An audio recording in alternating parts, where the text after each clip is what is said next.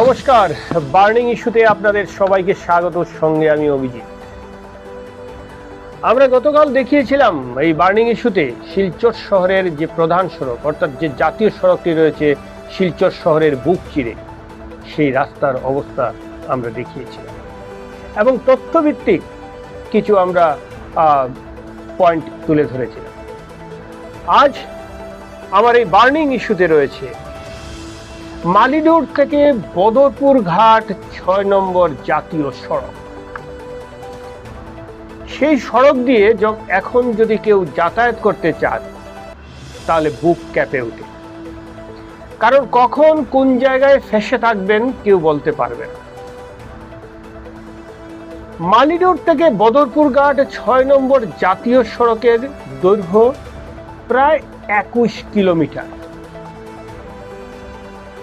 কিন্তু ওই জাতীয় সড়ক যেন হারিয়ে গেছে ছোট বড় গর্তের মধ্যে। বলতে গেলে কোনো চিহ্নই নেই একটি রাস্তার। ২১ কিলোমিটার রাস্তার মধ্যে প্রায় ১৮ কিলোমিটার কোনো সড়ক নেই, তবে রয়েছে বড় বড় গর্ত।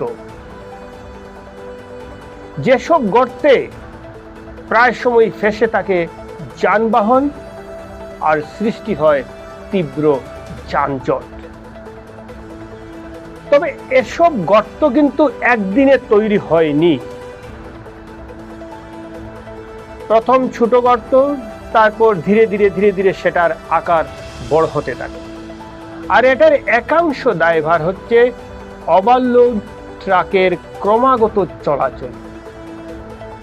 কারণ ওই রাস্তা দিয়ে, সেটা চুনা পাথর বলুন, সেটা পাথর বলুন, সেটা কয়লা বলুন, ক্রমাগত ওভারলোড ট্রাকগুলা যাতায়াতের ফলে রাস্তার অবস্থা আরো বেহাল হয়ে পড়েছে।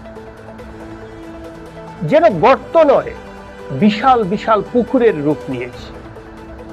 মানুষ চলাচল করছেন জীবনের ঝুঁকি নিয়ে, কিন্তু ওই রাস্তা যে দায়িত্বে রয়েছে NHIDCL এর যেন কোনো গায়ে ব্যথা নেই, কোনো নড়চড় নেই।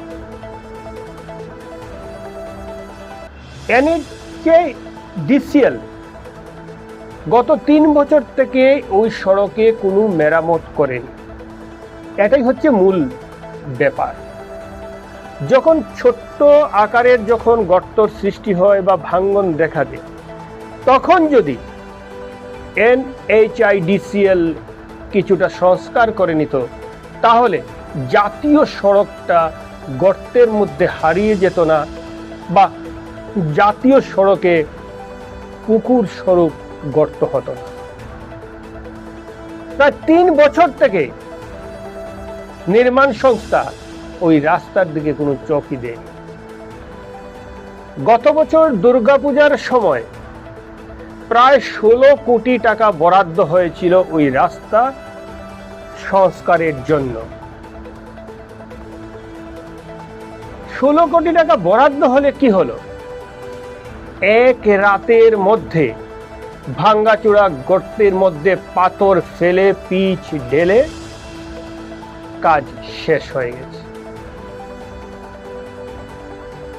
সম্প্রতি এক RTA এর মাধ্যমে ব্যাপারটি একটি বিষয় প্রকাশ্যে আসার পরে হুলস্থুল পরিস্থিতির সৃষ্টি হয়েছে।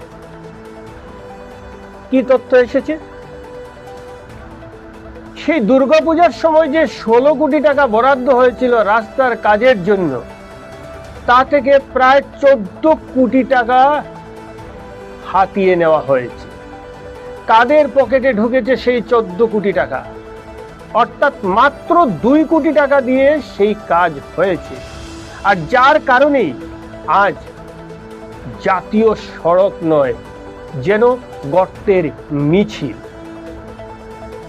৬ নম্বর জাতীয় সড়কের মালিডহর, লক্ষ্মীচড়া, শিবনগর, দিগরকাল, গোমড়া সেতু, গোমড়া বাজার, কাকড়ার খাল সেতু, কালাইন বাজার, লক্ষ্মীপুর, কাঠিগড়া চৌরঙ্গি ইত্যাদি এলাকার মধ্যে কেবল গর্ত আর গর্ত।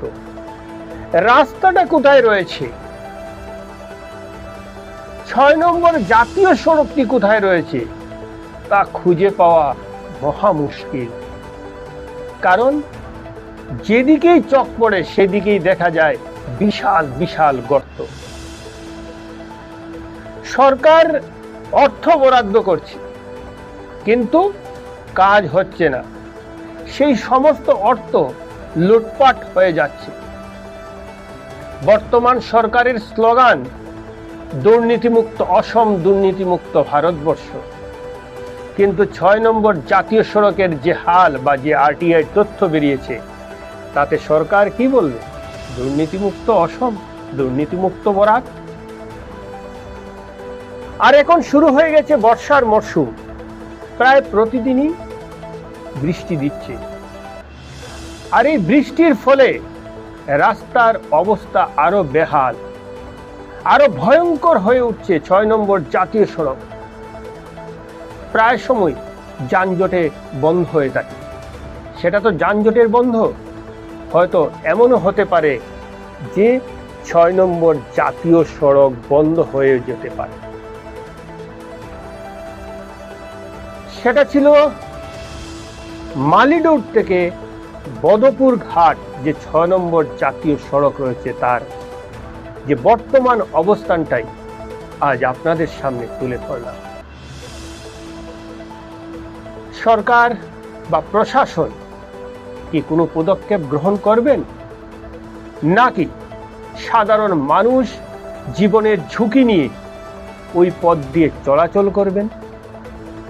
সেটার অপেক্ষায় আমরা থাকলাম। তাহলে আজ বার্নিং ইস্যু এখানেই এ পর্যন্তই। নমস্কার, ভালো থাকুন, সুস্থ থাকুন।